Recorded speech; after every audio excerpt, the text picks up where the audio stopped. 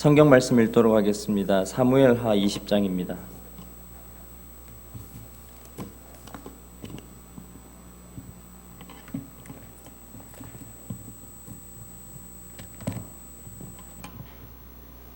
사무엘하 20장 14절부터 22절까지의 말씀입니다.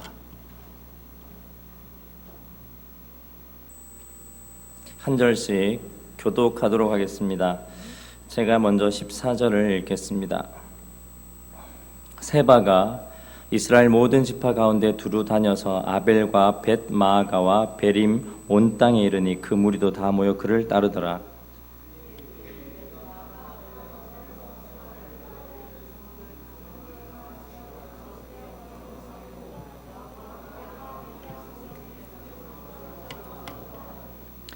그 성읍에서 지혜로운 여인 한 사람이 외쳐 이르되 들을지어다 들을지어다 청하건대 너희는 요압에게 이르기를 이리로 가까이 오라 내가 내게 말하려 하노라 한다 하라.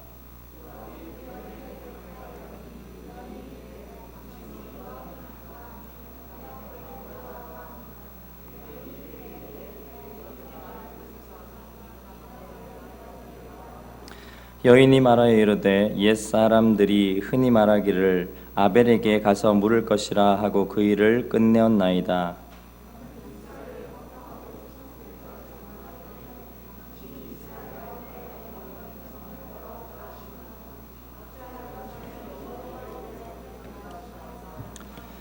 요압이 대답하여 이르되 결단코 그렇지 아니하다 결단코 그렇지 아니하다 삼키거나 멸하거나 하려 함이 아니니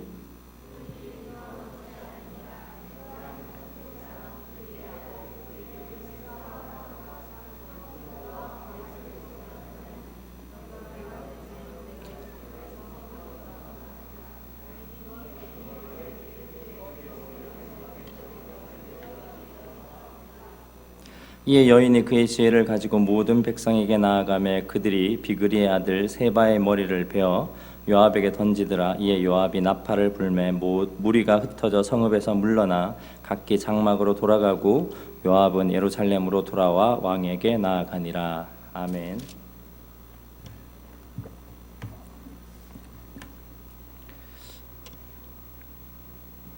국어 시간에 배운 얘기입니다. 사물의 이름을 나타내는 품사를 명사라고 합니다.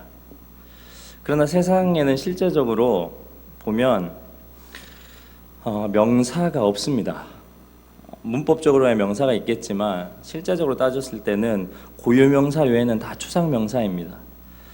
문법적으로 나무, 풀, 강, 해 이런 단어를 명사라고 합니다. 그러나 세상에는 사실 그런 것들이 존재하지 않습니다. 세상에는 낙동강이 있고 한강이 있고 아마존강 이런 강이 있지 진짜 실제적으로 강이란 건 없습니다.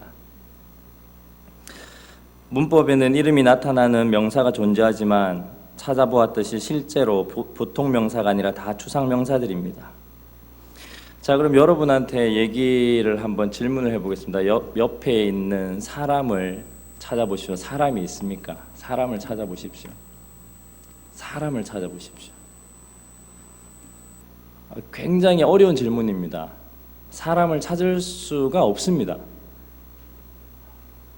사실 김씨, 이씨, 박씨 이름을 가진 누구는 있지만 사람이라고 했을 때 그 사람을 정확하게 얘기할 수 있는 사람이 없다는 겁니다. 그래서 이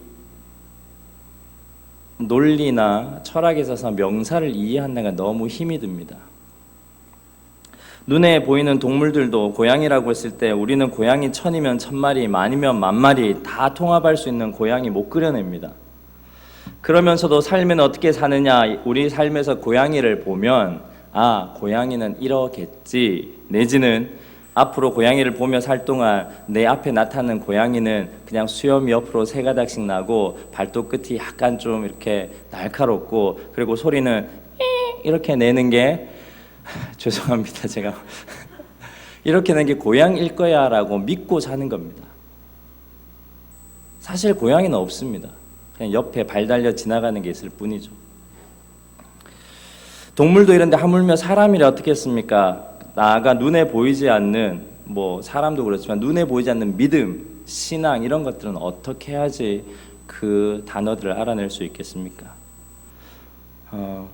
신앙은 이런 거야, 믿음은 이런 거야 라고 하면서 그냥 내 생각대로 그런 일들이 벌어지기를 믿는 것이 신앙입니까?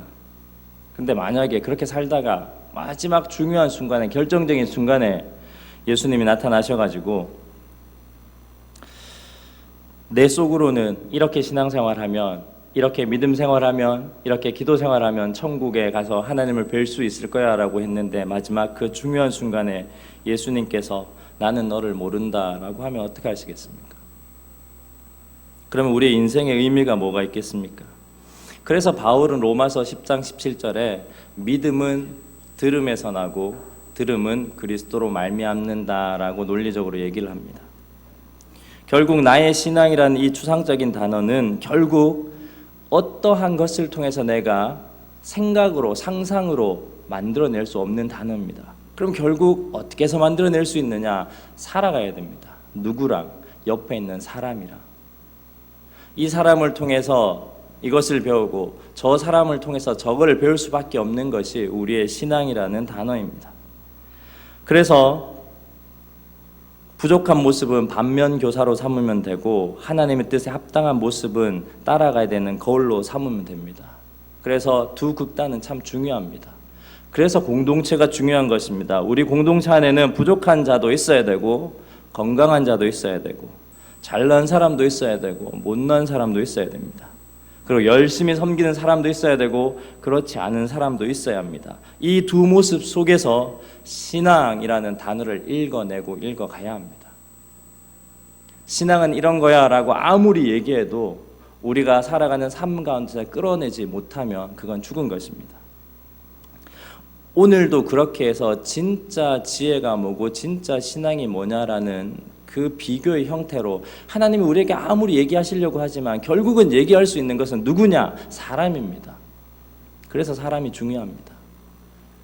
사람이 하나님의 일을 할 수 있어서 사람이 중요한 게 아니라 하나님을 알아가기 위해서는 사람들과 살아갈 수밖에 없는 것이 성경입니다. 그래서 성경의 여러 사람들의 삶을 통해서 좋은 하나님을 따라가는 삶의 모범과 그렇지 않은 삶의 모범을 통해서 우리가 신앙이다라는 단어를 조합해 나갈 수 있는 것입니다. 오늘 그 두 사람으로 누가 나오느냐? 요압과 이름 없는 한 여인이 나옵니다. 이야기는 다 아시겠지만 19장부터 계속해서 얘기를 하면 압살롬이 반역을 했다가 다윗 왕이 이깁니다. 그리고 다윗이 요단강을 이제 건너와야 됩니다. 예루살렘 궁은 요단강 건너편에 있기 때문에 이 요단강을 건너서 모압 저쪽 편에서 이렇게 넘어와야 됩니다. 그런데 어떤 일이 벌어지느냐? 19장 42절에 보면 유다 사람들이 나옵니다. 유다 사람들이 나와서 다윗이라는 왕이 유다의 자손이었기 때문에 이새의 아들 유다의 자손이었기 때문에 자기들이 이렇게 얘기합니다. 약을 올립니다.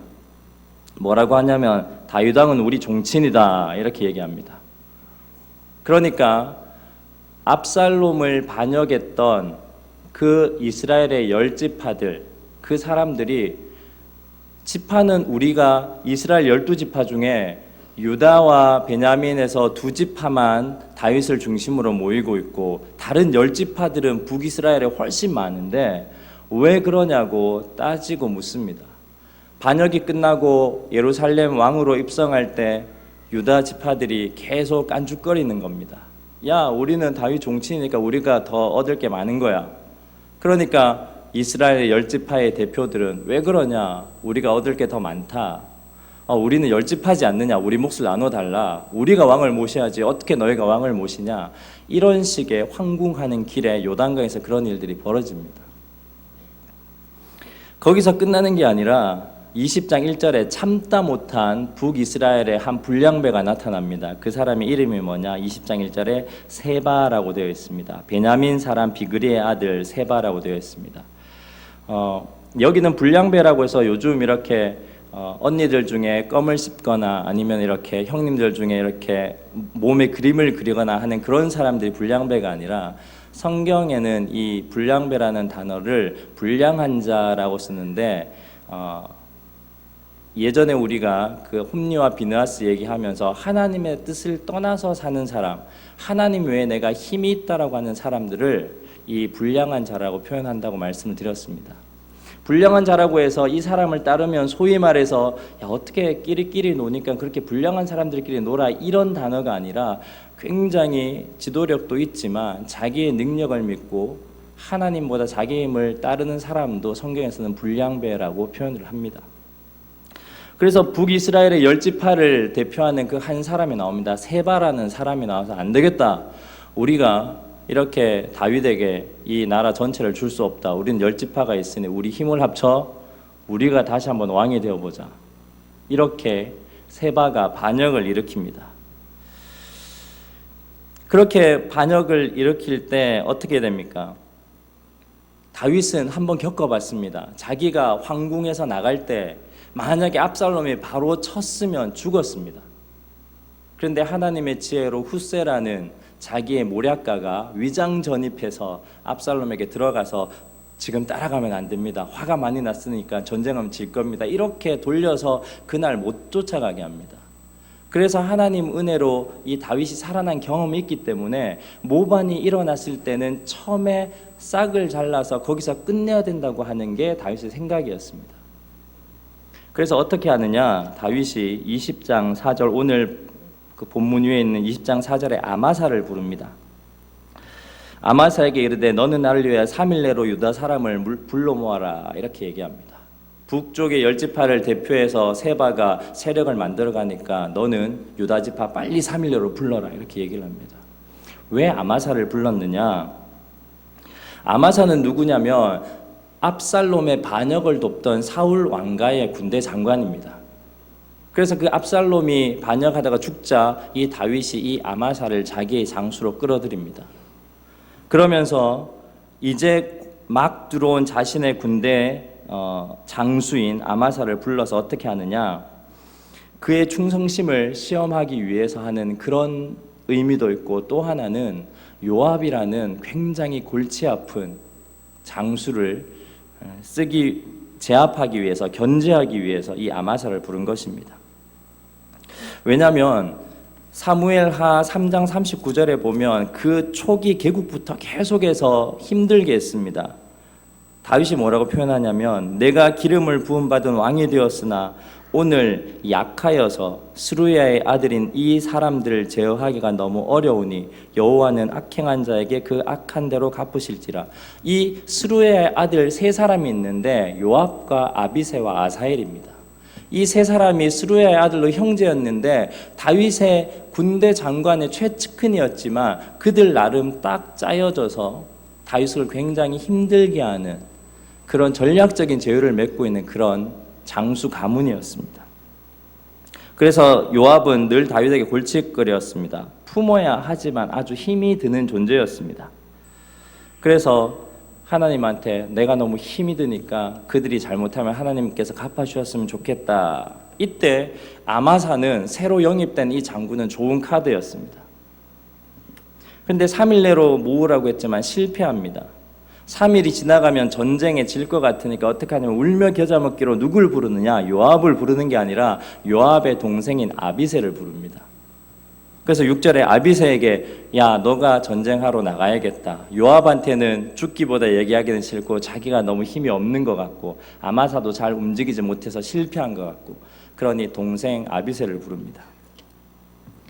그래서 아비새를 불러서 하니까 이 상황을 요압이 눈치를 챕니다. 그리고 은근히 압박을 합니다. 그런데 이 상황을 보면 다윗이 아비새를 부른 것 같지만 아비새가 수많은 장수들을 다 불러 모읍니다. 자기의 권력으로, 요압의 권력으로, 형의 권력으로 다 불러 모읍니다. 그리고 전쟁 태세를 갖춥니다. 그런데 이 모양이 어떤 모양이냐면 바로 다윗을 은근히 압박하는 모양입니다. 전쟁에 요압은 나아가지 않습니다. 요압은 나아가지 않으면서 자신의 동생인 아비새를 중심으로 이방 장수들까지 다 모읍니다. 이 모양은 어떤 모양입니까? 합법을 가장한 모반입니다. 자신은 왕처럼 가만히 군대 장관이지만 앉아 있고 동생 아비새가 사람들을 움직입니다. 왜 이런 게 나타나냐면 10절에 보면, 오늘 본문 10절에 보면 아마사라는 그 장군이 협력하러 옵니다. 그러면 그 인사를 할 때 서로 수염을 잡는다는 이 의미는 내 손에 당신을 수염을 잡고 있기 때문에 해야 할 그런 의도가 없습니다라고 수염을 잡고 서로 인사를 합니다. 근데 일부러 그렇게 수염을 잡기 전에 칼을 떨어뜨립니다. 성경에 보면 다 나와 있습니다. 칼로 떨어뜨려서 인사를 하는 것처럼 하면서 칼을 들어서 찔러 죽입니다. 그래서 아마사가 죽게 됩니다. 결국은 자기가 다윗 왕처럼 왕이 장수를 시켜 전쟁을 시키는 것처럼 실제적인 왕은 나다. 자기 동생을 군대 장관으로 생각하고 너가 이 모반을 이겨, 그렇게 합법을 가장한, 다윗을 섬기는 것을 가장한 모반을 이 요압이 일으킨 겁니다. 왜 10절에 그게 나타나냐면 10절에 아마사가 요압의 손에 있는 칼은 주의하지 아니한지라 요압이 칼로 그의 배를 찌르매 그의 창자가 쏟아지니 그를 다시 치지 아니하여도 죽으니라 하고 죽습니다. 그때 요압의 한 청년 중에, 따르던 청년 중에 11절에 이렇게 나와 있습니다. 요압의 청년 중 하나가 아마사 곁에, 죽은 그 아마사 곁에 서서 이르되 요압을 좋아하는 자 누구냐? 요압을 따라 다윗을 위하는 자 누구냐? 요압 좋아하는 사람 어디 있습니까? 요압 좋아하는 사람 누굽니까? 다윗을 따라, 요압을 따라 다윗을 위하는 자가 누구입니까? 이게 무슨 말입니까? 읽어보면 진짜 실세는 요압이다, 이런 얘기를 그 청년 중에 한 명이 일어나서 얘기하는 겁니다. 지금 요압은 굉장히 큰 힘으로 자신이 이 남유다의 다윗보다 더 큰 실세다라고 이 상황을 만들어가는 겁니다. 그런 가운데서 이제 이 세바도 가만히 있지 않습니다. 이런 가운데 이 세바는 14절에 오늘 본문 읽었습니다. 세바가 이스라엘의 모든 지파 가운데 두루 다녀서 아벨과 벳 마아가와 베림 온 땅에 이르니 그 무리도 다 모여 그를 따르더라. 그 사람에게 사람들이 모이기 시작합니다. 그래서 어디에 들어가냐면 아벨성으로, 15절에 아벨성으로 들어갑니다. 근데 그때 이제 여인 한 명이 나옵니다. 여인이 한 명 나와서 요압을 부릅니다. 원래 장수들은 성에서 전쟁할 때는 성 밑으로 절대 가지 않습니다. 옛날 전쟁할 때 장수들은 뒤에서 앞에까지는 돌격 앞으로 했다가 성 앞에서는 수비대를 먼저 보내고 사다리 같은 거를 걸어서 올라간 다음에 성문을 뚫으면 그때 공격을 선봉에 서서 합니다. 왜냐하면 성 위에서 돌 같은 거 떨어뜨리면 바로 죽어버리기 때문입니다. 또 활이 있기 때문에 활로도 창으로도 죽일 수 있습니다. 그런데 여인이 부르니 갑니다. 가서 여인이 이렇게 얘기합니다. 당신이 요압입니까? 라고 얘기를 합니다. 그때 17절에 요압이 그 여인에 가까이 가서 내가 그다라고 하니까 여종의 말을 들으라고 하고 18절에 이렇게 얘기합니다. 여인이 말하여 이르되 옛사람들이 흔히 말하기를 아벨에게 가서 물을 것이라 하고 그 일을 끝내었나이다, 이렇게 얘기합니다. 이게 무슨 말이냐면 아벨에게 가서 상담받으라. 서로 힘들고 어렵거나 아니면 억울한 일이 있을 때, 아니면 힘든 일이 있을 때 뭐라고 서로 속담에 얘기하냐면 야, 아벨한테 가서 상담받아, 이렇게 이 이스라엘 사람들은 얘기했다라는 겁니다. 아벨이 누굽니까? 자기 민족의 조상인데 형의 분노로 의해서 들판에서 죽은 사람이 아벨입니다. 그래서 야, 아벨한테 가서 상담받아봐, 이렇게 얘기하는 이 속담은 무슨 말이냐면 정말 힘들고 억울한 일이 있어도 참으라라는 겁니다. 죽은 거, 아벨이 형의 분노 때문에 죽은 것까지 그렇게 죽어서 누워있는 아벨과 상담한다면 뭐라고 얘기하겠냐는 겁니다. 야, 나는 형이 분노해서 죽었는데 넌 안 죽었잖아. 살아있으니 그냥 넘어가, 참아. 이런 의도로 이런 속담을 하는 겁니다. 야, 아벨한테 가서 상담 받아봐. 그래서 지금 세바가 반역을 일으켜서 당신이 분노하겠지만 그래도 좀 용서하고 넘어갔으면 어떻겠습니까? 그러면서 또 자기 성의 이름을 냅니다. 그리고 우리 성의 이름도 아벨성 아닙니까? 그러니까 언어 유희를 하는 겁니다. 우리 성이 아벨성인데 힘들어도 아벨한테 가서 상담하라고 그러지 않습니까? 그러니까 용서하고 넘어갑시다 이렇게 얘기를 합니다. 그때 19절에 또 한마디 더 합니다. 나는 이스라엘을 화평하고 충성된 자 중에 하나이거늘 당신이 이스라엘 가운데 어머니 같은 성을 멸하고자 하시는도다. 그 아벨 성을 왜 멸하고자 하십니까? 라고 합니다. 그때 20절에 요압이 아니다, 결단코 안 그렇다, 나는 이 성을 무너뜨리려고 하는 게 아니라 세바만 이기면 된다 라고 얘기를 합니다. 그래서 21절에 세바를 나는 요구한다 라고 하니 그 여인이 22절에 어떻게 행하냐면 여인이 그의 지혜를 가지고 모든 백성에게 나아가매 그들이 비그리의 아들 세바의 머리를 베어 요압에게 던진지라 라고 되어 있습니다. 구약에서 지금 22절에 여인이 그의 지혜를 가지고 라고 되어 있습니다. 구약에서 지혜라는 말은 굉장히 여러 가지 의미로 쓰이는데 하나님이란 단어로 가장 많이 쓰입니다. 다르게 얘기하면 오늘 여인이 그가 믿고 있는 하나님의 능력, 또 그 하나님께서 주신 하나님 자체로 사람들을 모았다는 겁니다. 백성에게 나아갔고 그렇게 얘기했고 그 뜻에 감동된 사람들이 비그리의 아들 세바의 머리를 베었다는 겁니다. 어떻게 일이 일어났는지는 모르고 무슨 말을 했는지는 모릅니다. 그러나 이 여인이 하나님께서 주신 지혜로 얘기하니 그 성 안의 사람들이 반영물인 세바의 머리를 잘라서 그냥 성 밖으로 머리를 던지고 이 일이 종결되었다는 굉장히 얘기입니다. 그런데 왜 지혜가 있어야 되느냐? 하나님을 가지고 사람을 설득했다는 겁니다. 그의 지혜, 여인은 자기 힘으로 설득한 게 아니라 그의 지혜를 가지고 그가 믿는 하나님을 가지고 백성을 설득했다는 겁니다. 리더는 지혜가 있어야 됩니다. 하나님이 있어야 되고 그 리더가 가진 지혜, 그 하나님이 있을 때 핵심을 꿰뚫어 볼 수 있습니다. 여인은 무엇을 받느냐? 여인은 요압의 핵심을 꿰뚫어 봤습니다. 요압의 핵심이 무엇이었냐? 19절입니다. 한번 읽도록 하겠습니다. 19절입니다. 시작.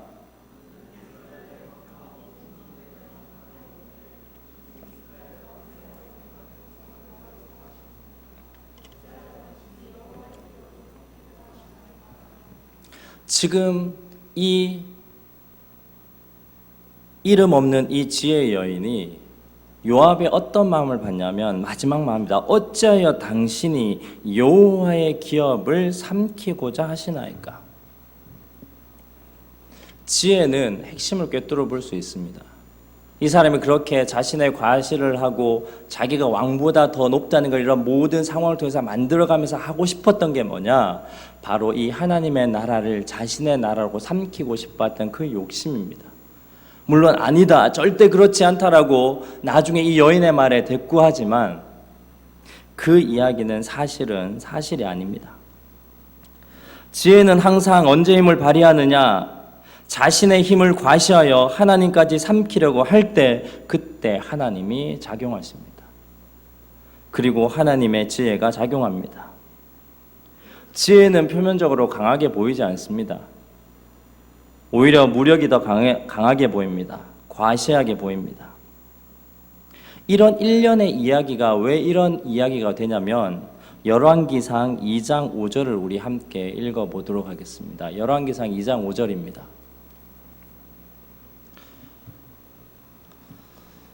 열왕기상 2장 5절입니다.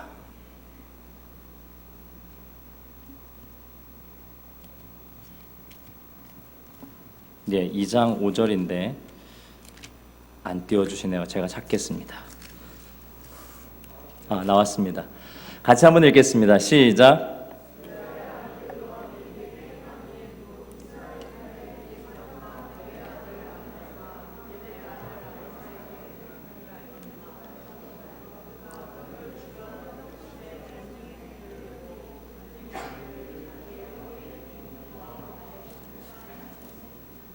예, 이게 무슨 말이냐면 열왕기상 2장은 언제냐면 다윗이 자기 아들 솔로몬을 후대 왕으로 봉책하기 전에 죽음에 앞서서 하는 얘기입니다.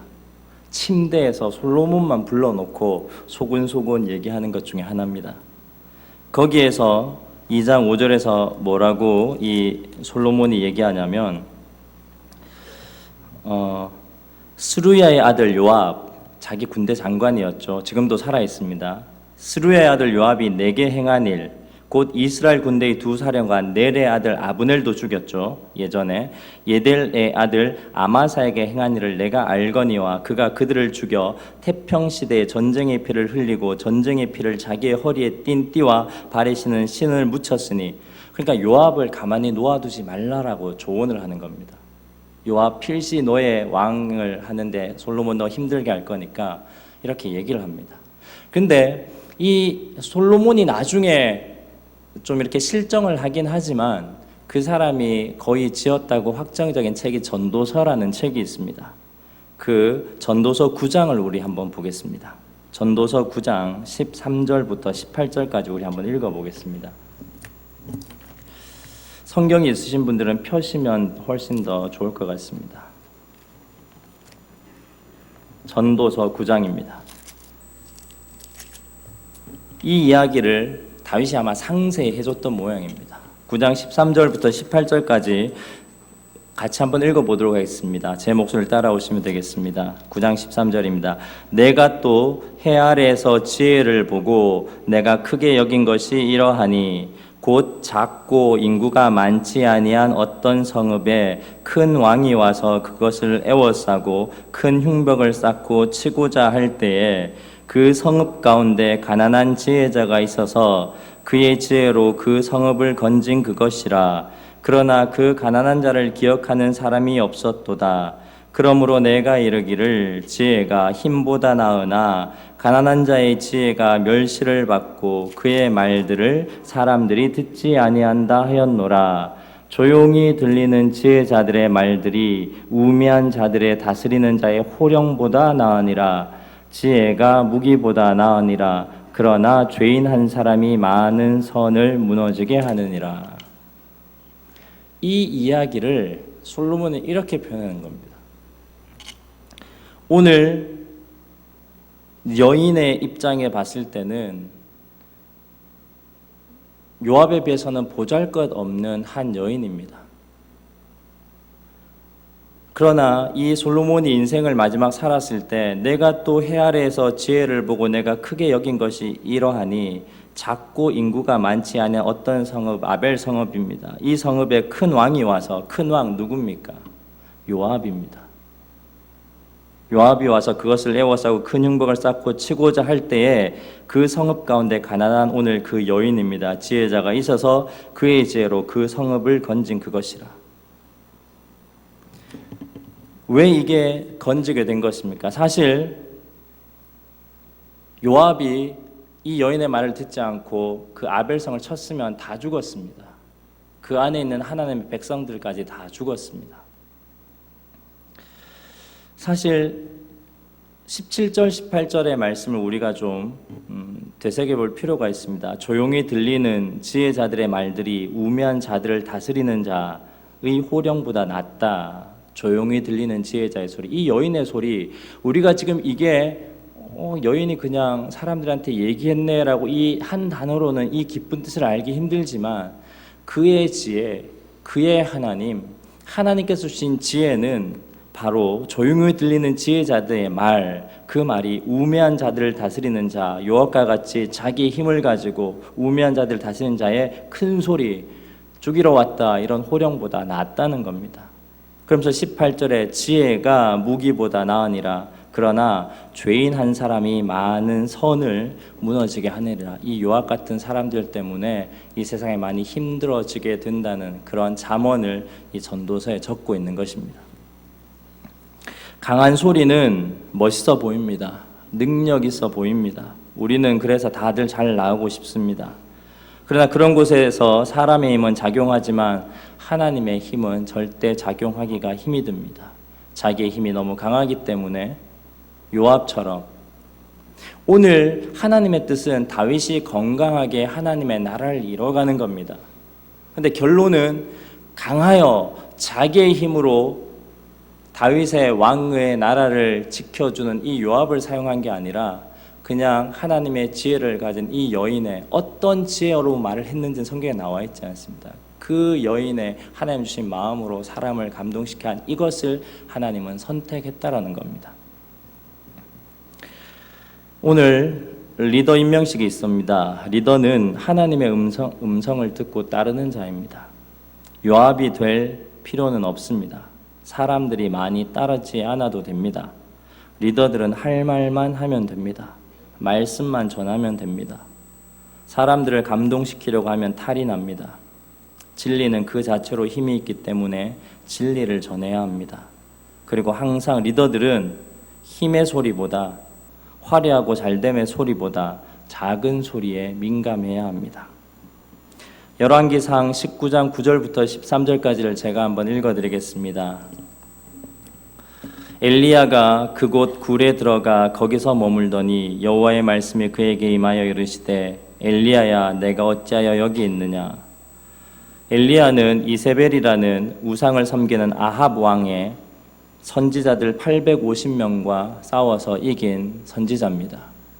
850명과 하늘에 불이 내려오길 제단에서 하나님의 불로 이긴 선지자가 바로 엘리야입니다.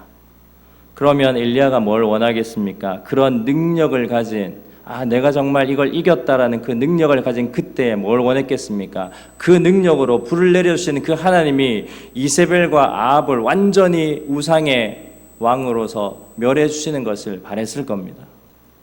그런데 들려오는 소문은 그 하늘에 내렸던 불이